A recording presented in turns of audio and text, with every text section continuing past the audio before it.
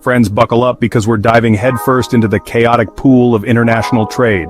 And making things even more turbulent, Donald Trump, back for round 2, has decided to cannonball in with a move so big, it's making waves across the globe, a 10% tariff on all imports. That's right, everything coming into America just got a whole lot pricier. Think of it like this. Imagine walking into your local Walmart and seeing a 10% markup on everything. Suddenly that cheap plastic flamingo you didn't need but sort of wanted? Yeah, it's looking a lot less appealing. That's the reality facing American consumers right now, and it's all part of Trump's grand plan to make America great again, or MAGA, which, let's be honest, sounds less like a campaign slogan and more like something you'd yell after stubbing your toe really badly. Now, Trump isn't just slapping tariffs on everything willy-nilly, although it might feel that way. He's targeting what he calls the worst offenders, countries like China, the EU, and Japan, with even higher tariffs. These are the nations Trump accuses of unfair trade practices, and he's coming for them with the economic equivalent of a strongly worded letter. Only instead of words, it's money. And instead of a letter, it's a giant wall of taxes. This 10% tariff is just the tip of the iceberg, folks. Trump's also hitting imported cars with a 25% tariff, which means that sweet German sedan you've been eyeing? Yeah, it just got significantly less attainable. The markets are already freaking out, with the Dow Jones having a worse week than a college student during finals. But is this economic chaos all part of Trump's master plan, or is he playing a dangerous game of global chicken with the world economy?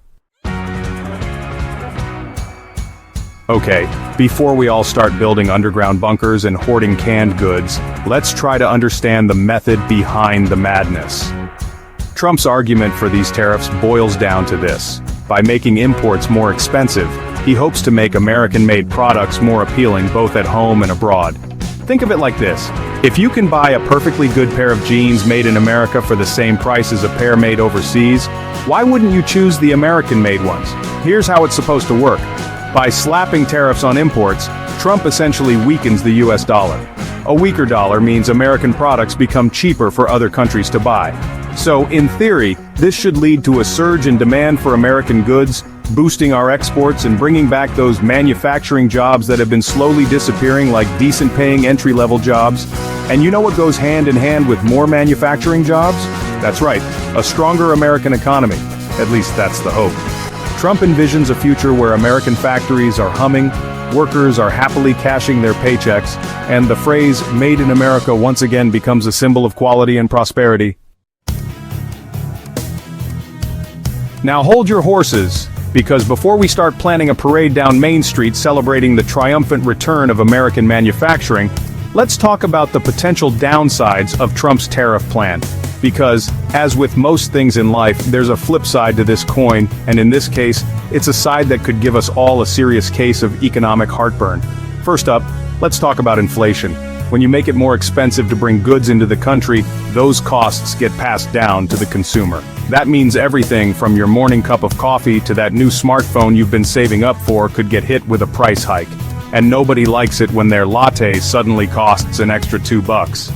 Next, we have the very real possibility of a trade war. By imposing these tariffs, Trump is essentially poking the global economic bear with a stick. Other countries, not exactly thrilled with the idea of being on the receiving end of America's protectionist policies, are already threatening retaliatory tariffs of their own. And if that happens, well, let's just say things could get messy very quickly. So, is Trump's tariff plan a stroke of economic genius or a recipe for disaster? Well, as with most things in life, the answer is probably somewhere in between.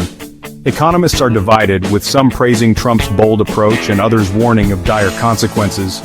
Some are drawing parallels to the Smoot-Hawley Tariff Act of 1930, which is often blamed for exacerbating the Great Depression.